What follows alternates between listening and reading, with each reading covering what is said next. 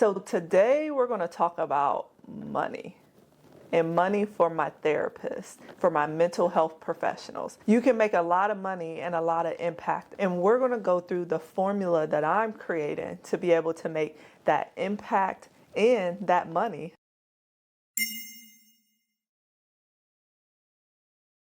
Hey guys, welcome back to my channel. My name is Shan. I'm a licensed mental health therapist and digital creator. For all of those that are new here, welcome. For all of those that are returning, welcome back. Make sure you like, comment, and subscribe. Do not forget to hit that subscribe button below if you want more content around mental health, private practice, running a business, therapist life, all of those things. So today we're going to talk about money. And money for my therapists, for my mental health professionals. It's a topic that y'all don't like to talk about, and I'm not sure why. Well, I am sure why, because it's a topic that we are taught doesn't essentially matter. The impact matters more. But sorry to break it to you, they're both on the same level. You can make a lot of money and a lot of impact as well. And we're going to go through the formula that I'm creating to be able to make that impact and that money. Like I mentioned, my name is Shan. I'm a licensed mental health therapist. I have a master's in clinical social work.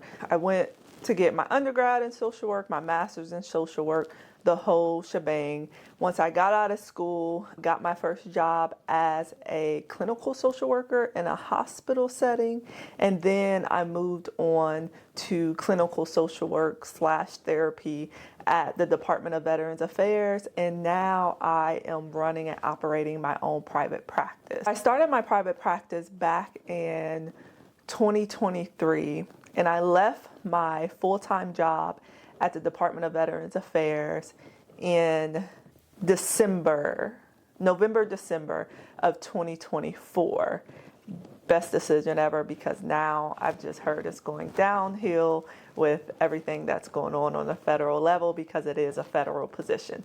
But that's another topic for another day. I left my full-time employment in December-ish of 2024, and I haven't looked back since. But when I first started operating my private practice, I was operating it part-time. So when I got off work, I was seeing clients all the way up until 9 o'clock at night, doing notes, billing, all of the things afterwards. I was grinding because I knew I needed to build up my caseload before I left, before I made my exit. But I also knew that seeing one-to-one clients would not be enough. Either one, I have to grow and expand my private practice and hire more clinicians, or two, I had to figure out a way to make money passively that did not involve me sitting in sessions, group sessions, one-on-one sessions, whatever it looks like, with clients all day, because that takes up hours. That's my passion. I still do that, but I'm transitioning and I'm decreasing my caseload. I don't do it as much compared to when I first started in my private practice. If you're interested, I can create a whole video on private practice, how I built my private practice, the initial steps for starting the private practice, in a completely separate video. So if you're interested in that, just let me know below in the comments. But this topic around money and creating income outside of the therapy room, what grad school doesn't teach us. Grad school does not teach us how to run a business. They barely talk about private practice at all. I had a professor in undergrad. She had a podcast. I believe it was the Six-Figure Social Worker podcast. And she really drilled into us, do not limit yourself with just working in community mental health or with one source of income. Like, she was a professor, she owned a private practice, she spoke, she did so many things, and it could show. Like, her confidence to me was through the roof, and the way she talked about money, you can tell she was financially secure within her profession. And she really motivated me to do more, to seek more, to want more, right? So in grad school, they don't teach us how to run a business. They don't tell us different ways to create an income while also creating an impact that does not involve sitting with clients all day, or if you're in the hospital setting, limiting yourself to just that setting. If you're in the community setting, limiting yourself to just that setting. I'm not saying that you have to go out and create a private practice, right? You can still work your 9-to-5 job, but what does it look like afterwards? Is there a way to create some type of income that doesn't limit you to the glass ceiling? We can climb, but we know that we end up hitting a cap. When I left the Department of Veterans Affairs, I was making a good amount of money. As we know, government jobs can be higher paying than most jobs out in the community, or even when I was in the hospital setting, but also hospital jobs pay higher as well. But I knew eventually I would hit a cap. I would see the cap with other social workers. Grad school kind of keeps us sheltered, and they teach us that money isn't important.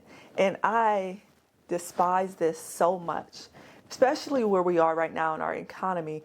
Money is very important. Not being money hungry, I'm not money hungry, but money is an important factor because who's going to take care of your family? Who's going to take you on those trips that you are so desperately wanting to go on, but you do not have the financial means to do so? Our life isn't supposed to revolve around work, work, work. We're supposed to have some enjoyment, and that's what we preach to our clients. But it's so hard for us to take that in ourselves. So let's break out of this notion of money not being a factor and all of those beliefs that grad school, undergrad kind of put on us and installed into us. We can still create a wide impact, but we can also create a healthy income as well. I started my private practice and I would do all the calculations, right? If I see this amount of clients, I can make this much money, which would be more money than I made at my 9-to-5, but it wouldn't be a significant amount to really, for me, justify me leaving such security, insurance, all of those things, and starting it on my own. I knew it needed to be more. It didn't really make sense to me to stop with just my one-to-one clients. Have I expanded my private practice? No, not yet. So I have not taken that route. I'm not going to talk about that route in this video, but that is one route to consider, either if you're virtual or if you're in person.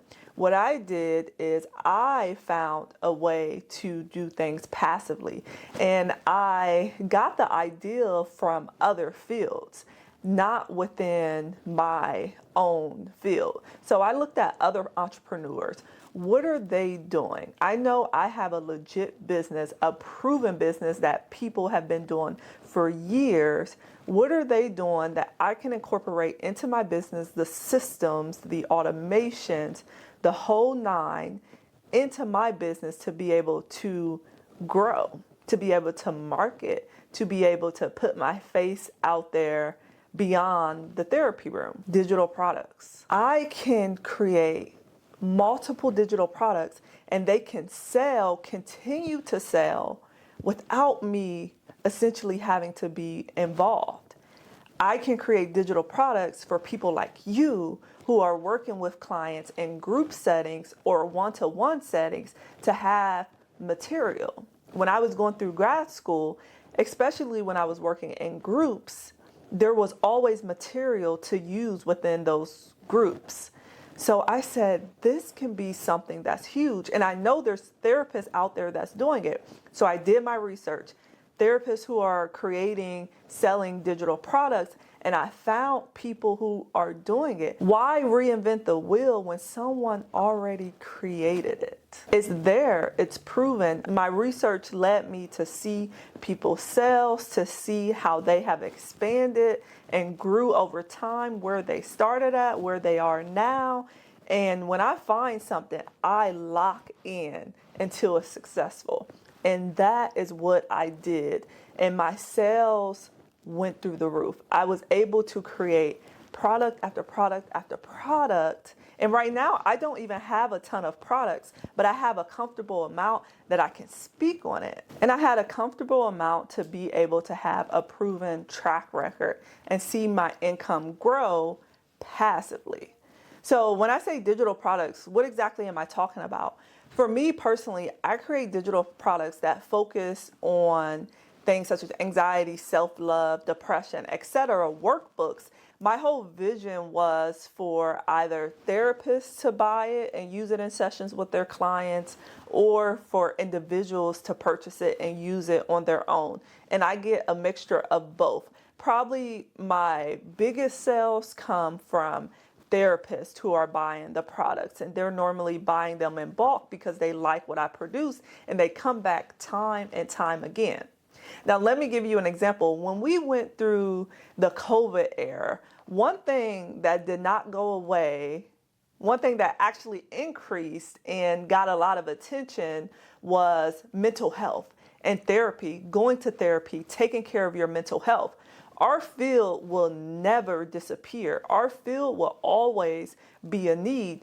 And people like us, therapists, will always need resources to use within sessions if that's their preference, to be able to use these resources in session. So if my direct consumer needs these products, it's always going to be a continuous need over time. I decided to lock in, focus, and go all in on these digital products. Once I started to see the progress week after week, month after month, I said, okay, this is going well. I'm in a comfortable spot. I would like to focus on this and decrease my caseload a little so I can put more focus on this, because I am creating an impact. I still have my clients. I still see my one-to-one clients, but half of my business is content creation and digital product creation.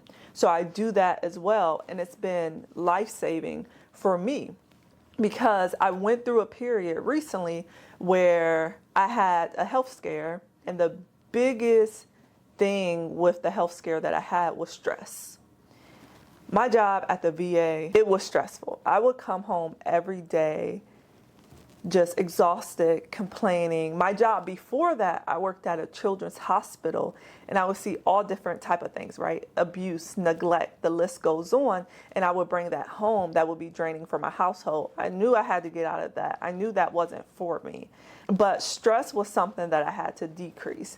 And I just knew I had to lock in. I had to focus on how can I decrease this stress, but still do what I love and have a balance. So digital products, I create these digital products on my store and I sell them to other therapists. I do the marketing, I email, I create freebies to get people to my digital products. I have my email list where I send out emails to people who have already subscribed to continue to get sales. It's definitely a process, but you will be able to make some traction from it. And just a little caveat, just something to throw in there. If you are interested and you're someone who finds benefit in using mental health workbooks inside of your therapy sessions, do not hesitate to check out my workbooks linked in the description below. They're also fillable as well, so you can have clients fill them out on their electronic device. No need to print, but you can print them if that's something that you desire. No pressure at all. I just had to throw that in there, right? Because it's something that I sell and you're watching this video. Creating digital products have allowed me to have the freedom to be able to travel and do what I want. We just recently came back from Greece, a 2-week trip that I took for my birthday. And during this trip, I did not see any clients, of course, but my digital products was creating me income for when I came back. I wasn't behind on getting money from insurance companies or getting money from clients. I set myself up for success.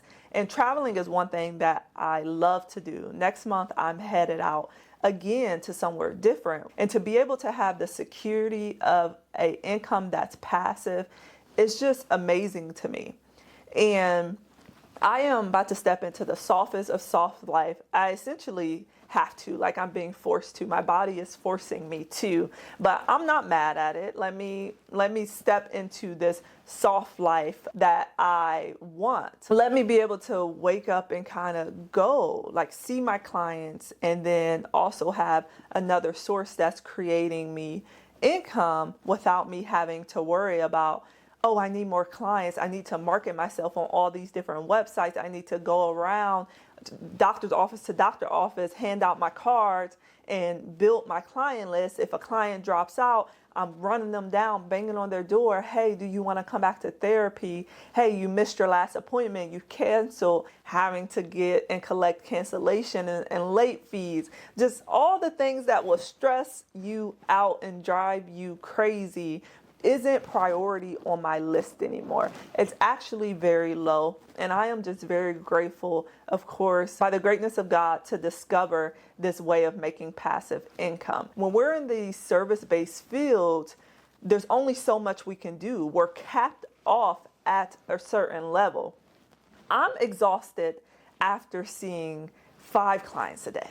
When I see 6, I'm hanging out my chair a little bit. If I see 7, no one talk to me for the rest of the day. Count me out. I am out of the game. I need to reset. I don't want to talk to my fiance. I don't want to talk to my friends.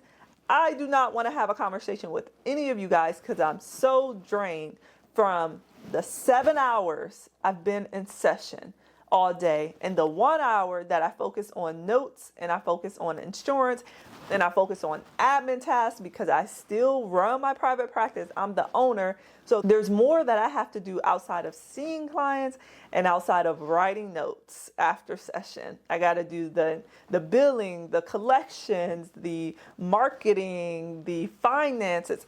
It's a lot to it. But now I have set days where I can focus on that because I'm scaling back and I'm finding other ways to make an impact, but also make an income.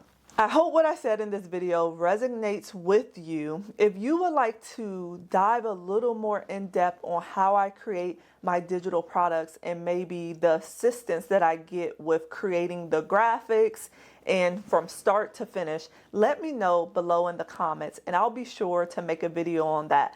But do not forget to subscribe because I drop videos every single week about day in the lives as a therapist where I go in depth on my digital products, educational topics about mental health, therapist chit chat, monthly resets. We do it all over here on this channel. And I have a lot of gems to give. So make sure you subscribe, like, share this with someone who is thinking about growing and expanding their private practice, but they don't necessarily know where to start. Or someone who is working their 9-to-5 job and they want additional income on the side. Don't forget to check out the description below. Again, thank you for joining me on this topic around passive income and income beyond the therapy room.